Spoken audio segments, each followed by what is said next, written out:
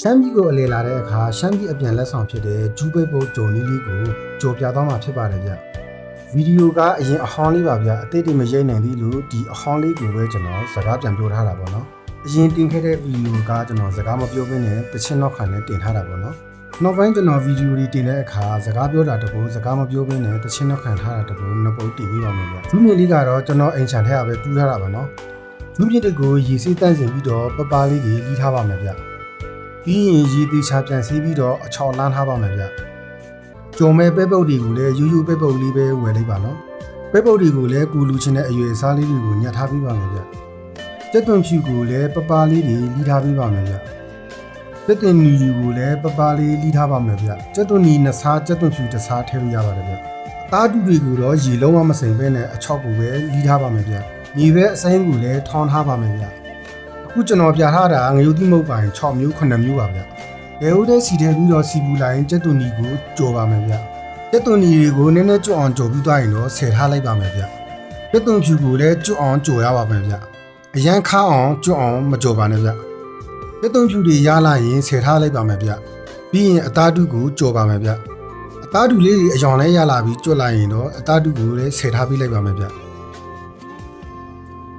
ပြီးရင်တော့လီးထားတဲ့ပဲပုတ်တွေကိုကြော်ပေးပါမယ်ဗျပဲပုတ်ကိုလည်းကျွတ်အောင်ကြော်ပေးပါမယ်ဗျအရန်ကျွတ်အောင်ကြော်စရာမလိုပါဘူးဗျခါတော့တက်လို့ပါဗျပဲပုတ်တွေရလာပြီဆိုရင်လည်းဆယ်ထားပေးလိုက်ပါမယ်ဗျပြီးရင်လီးထားတဲ့ဂျူးမြစ်တွေကိုကြော်ပေးပါမယ်ဗျဂျူးမြစ်တွေကိုလည်း6နှစ်အောင်ကြော်ပေးပါမယ်ဗျ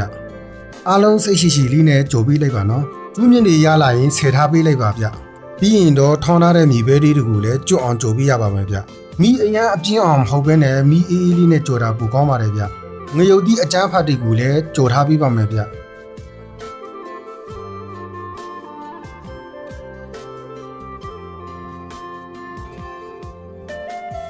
အားလုံးပြီးသွားရင်တော့ကျွန်တော်တို့အကုန်လုံးကိုရောပြီးတော့တမအောင်မွေပေးလိုက်ရုံပါပဲဗျ